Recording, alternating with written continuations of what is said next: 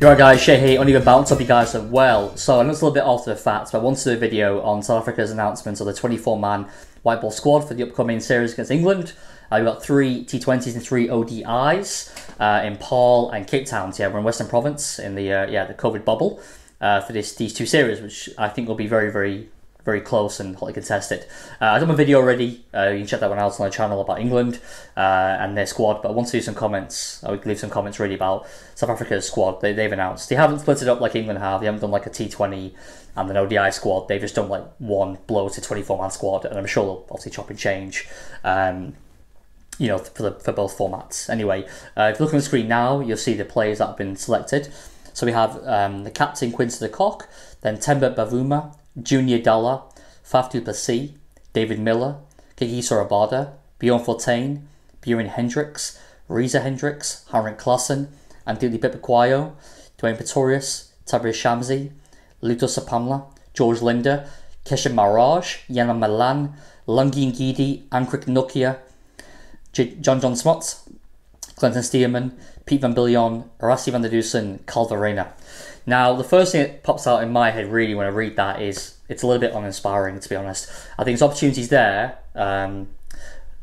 for other players to have come in and replace some of these players that already have been selected, basically. Now, there's some consistency with selection. That being said, I would be probably looking a little bit ahead of the time now. I mean, I look at someone like, you know, the first one really screamed out to me was Junior Dala.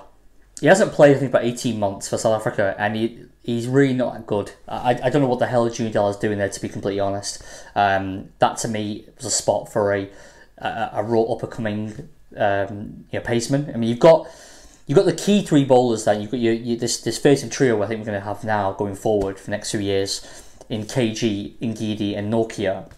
And supporting with Lex Bjorn Hendricks, who I'm not really a fan of, but I don't mind. I can accept his selection. And then in terms of other pace options, you've got Dwayne Pretorius, the all-rounder, like my Bipikwayo as well. Luto Sapamla as well, again, in terms of consistency of selection. I see why he's there. But Junior Dala, I don't get why the hell he's been selected. I really don't think he merits a place. He's not done anything special for the Titans since that time. I really don't. I think that's a weighted spot, to be completely honest. I think there's other bowlers that could have come in. I mean, I think it's like Joe Akutia. Now, I'm not sure if he's actually injured still because he's not playing for the Knights at the moment in the current game. I don't think he played last week against the Warriors. Pretty sure he didn't. And he's definitely not playing the current game against the Dolphins. So, where he's injured, fair enough. If he's not, he should be part of that squad. Darren de Pavlon, he did pretty well when he quit himself pretty well against Australia when he played. Well, quite a few months ago now, start of the year. He's 26 years old. Why is he not there? You know, Corbin Bosch potentially could have been drafted to the side, or the squad, should I say. There's opportunities there for younger players to kind of make a mark. You know, I'm just not sure about him. I'm really not sure about Junior Dala there. There's Okafilius Kelly, I believe it is, for Titans. He was former Dolphins. Had a reasonable start to his Titans career. You know, if you want to draft a young raw fast bowler, you know, like maybe he could have replaced him. Just be part in and around the squad. You're not picking these players. England have done it for years and years. They pick players who, especially parts of bloated squads, just to simply tag along, really, and be part in the environment, see what it is to be an international cricketer. And I think there's an opportunity here to do the same thing. It's only 6 matches. It's a tour spanning, what, 10 days? You know, it's not a 3-month overseas tour to Australia or anything like that, you know. It's a very short home tour. So I believe the opportunity has been missed there. Jojo Smart, to me, he's 32 years old, so I can accept him being there. Obviously, he could come into the reckoning as well as a part-time spin bowler in India and T20 World Cup. But I look at then, I mean, Clinton Stearman, I've got, sorry, as well, another pace option. I'm glad he's been picked, obviously. He's done well for the Warriors when he's played over the last few years. Did very well in the 3-day competition as well a couple of years ago. And he's done very well in the 3TC Cup, didn't he, a few months ago. So I think that obviously that caught the eyes of the selectors. Whoever the hell they are at the moment. But anyway, so Stearman's there. Hopefully he'll get an opportunity. I'm sure he will. Maybe 1 or 2, you know, T20s like Sapamla. Hopefully get an opportunity as well. I look at someone like, there's a couple of others that just kind of screaming out to me. I mean, Pete Van Biljon, you know. Again, 34 years old. I mean, the likes of Grant Rollison did so well last year in red and white ball cricket. Marcus Ackerman has been highly talented, 24 years old, Dolphins captain, left-handed batsman. Maybe someone like him. But then is he potentially someone who could replace like David Miller? Maybe. Because David Miller's there again. Now, my thoughts of David Miller. I'm a massive fan.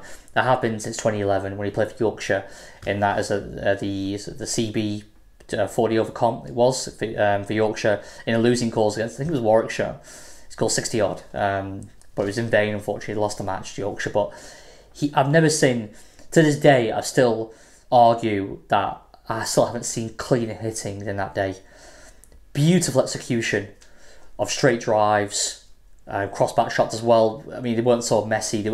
It was just very well timed and executed, his stroke play, and but his shots down the ground in particular. I think it was Tim Bresnan. I remember that. Sorry, not Tim Bresnan, because obviously Tim Bresnan's playing for Yorkshire. Who was I thinking about now? There was someone similar to Bresnan. I can't remember now who was playing that day for Warwickshire. But I remember he was cleaning these boys, and he made 60 odd, I think it was, until he got out, and obviously the Yorkshire's chances went with him. But anyway, David Miller, for me, as I said before on this channel, if he's going to bat him top 4. Don't bat him at 6 and kind of make him his finisher. It's not going to work. I think his career is developed now to a stage where he has to be given as many overs as possible. Like, I'd bat him at 3, 4 latest, and let him build innings around him. I think he's got that temperament and ability to accumulate runs that way. He's not bang, bang, bang. He's not Andre Russell, Karen Pollard. He can build innings, So I think that Miller at 3 or 4 would actually work quite well for South Africa. It's something that I think they did try in the Australia series, because I remember seeing that and he did well. He made runs, I thought, exactly. I think he's someone who could bat that role, going forward. But Jojo Smots, I don't mind being there. So Pete Van Biljon, I don't see the point really. Dwayne Pretorius, yeah, I mean, okay, he's there, but there's other all-round options, in franchise cricket. I mean, Vian Mulder's not fit yet, so if he was, I'd be looking at someone like him. Rohan Deswat's played enough. Rohan Deswat's going to have to get a full season for the Dolphins to do well, I think, before he starts knocking on the door. But Dwayne Pretorius, again, this guy's like, to me, and this is not even, he's like a poor man's Ryan McLaren, and Ryan McLaren weren't great. Do you know what I mean? So this guy's not going to win you matches at the highest level. I'm telling you now, he is not going to go and blast out, a 40 ball 70. He's not going to take you a fifer, really. Bowling 125, 128 Ks. He's not. He's just a very blah cricketer. And he's not a guy who's gonna. He's just not. You look at the all rounds in world cricket now. It's like Ben Stokes. We're talking. It's chalk and cheese, man. Hardik Pandya even. Is absolute chalk and cheese. Dwayne Pretorius. I feel like it's kind of they're feeling indebted to him because of what happened with the Colback deal. Would have gone a couple anyway, obviously, after what happened. But he went Colback with Nottinghamshire, last season. Would they really have missed him? Would they really have missed Dwayne Pretorius if he wasn't there anymore? No. There's other people there now as well, who could take his spot. I'm just thinking, over the, all rounders. Top of my head, I'm trying to think of a quality all-rounder, and that's, I think, it's been an issue for South Africa for some time.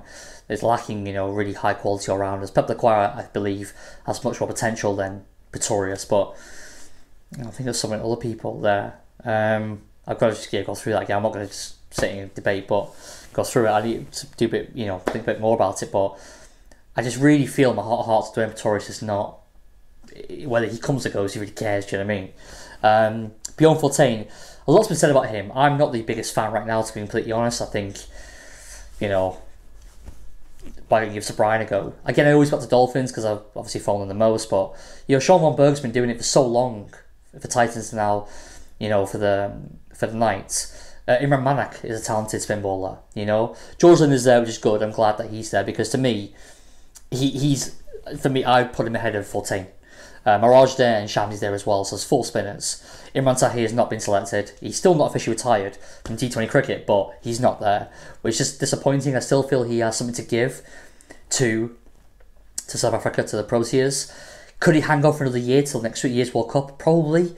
He's not exactly carrying excess weight, is he? He started late as well in his international career. He started in 2011? Age 32. He's 41 now, he'll be 42 in March, but could he hang on for another year? probably. I mean, what I saw of him in the IPL, what limited I saw of him, he was still pretty effective, and he did well in the CPL as well. So I still think there's a bit of mileage left for Imran Tahir, and I would take him over all these guys. Fortain, Shamsi, Mirage. I mean, I love Mirage. I love Mirage, but take him over Mirage. George Linder, I take him over Linder. I still think he's a lot to give at international level, Imran Tahir. So yeah, but anyway, he's not there, and I think along with Dale Steyn and AB de Villiers, they quite. I wouldn't say notable absentees. I think Dale Steyn. I can see a retirement being imminent now. A public announcement on that. I think he'll announce his retirement from international cricket, and it's probably the right thing to do. I think it's time to go out. AB de Villiers, as you know, I can't really stand him, to be honest. Wonderful cricketer, absolutely fantastic, but I'm really sick to death of talking about him. If he was really committed to South Africa, why isn't he playing this series? He's not. If he's going to make himself available for the next tournament, then next World Cup, then he'd probably play the series before that. It's not good enough for me. I'm sorry. He'll be 37 and a half years old by that time. For me, I just move on. Just move on.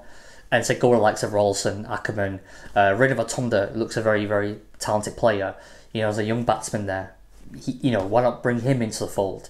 There's so much ability, so much young talent coming through in franchise cricket.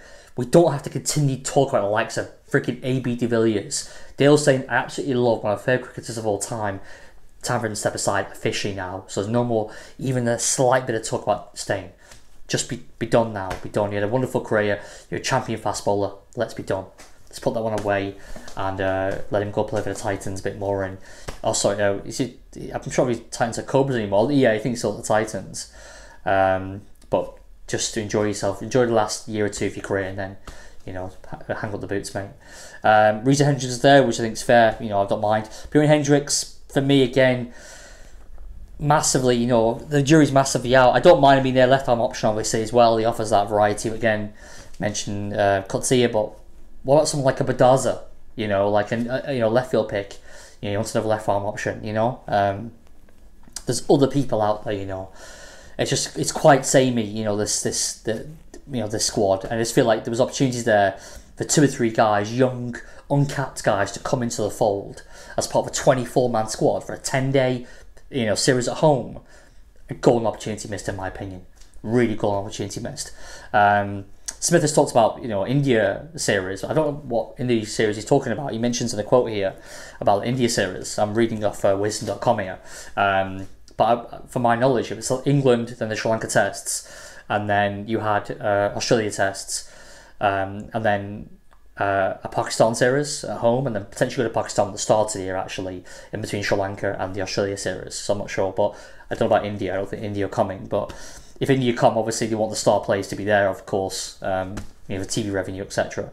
Especially with no Gates at the moment. So, I'm not sure that's about the India series, but against England, obviously, after what happened this year, England, from memory, we won the T20s and drew the ODIs, and that was, I'm pretty sure I got that the right way around. I didn't check before, forgot a little bit, to be honest with you, even though I was there at that time.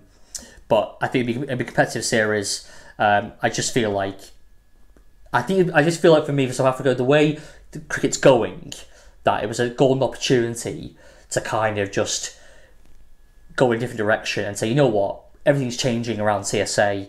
The squad has got this fresh energy about as well, but it's not. It's stale, and for me, it's a little bit stale still, and it's a little bit stuck in its old ways. When it was opportunity to kind of ride the wave of this newness and freshness about South African cricket and bring in some young, exciting talent. I mean, the Cock 28, Bavuma 30, Junior Dallas 30, Faf du Plessis there 36, Miller 31, KG 25, fair enough. Fortain in the mid-20s, Hendricks 30, Reza Hendricks 31, Harrison Klassen 29, Pepper Kawhi Young 24, Pretorius 31, Shamsi 31, Sapambas 23 is young, Linda 29, Mirage 30, Yana Milan, great, glad he's there, definitely deserves his place, 24 years old, made 100 obviously against Australia, fantastic, glad he's there, and Guy 24, Norkie 27, fine with IPL and look forward to seeing him against England. JJ Smots 32, Sturman 28, Pilt van Billion 34, Rasmus van der Dusen, 31, Verreynne is young as well, 23. But there's not many guys in the early 20s. You see what I'm saying there? Was it 4 guys? You know, with Verreynne 23, Sapalma's 23, Steamer's 28. There's one more. Jan Milan's 24. You know, just Ackerman, Rollerson, 24-year-olds. You know, Van Tonder's 22. You know, Kutsi what, 19, 20. You know, yeah.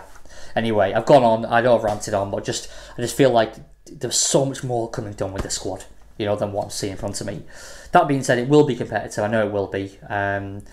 But, you know, these kind of series where stars can be born, you know. So, yeah. Anyway, that's it from me, guys. Let me know your thoughts. If I'm talking complete bollocks, no problem. Let me know in the comment section if I'm talking nonsense or not.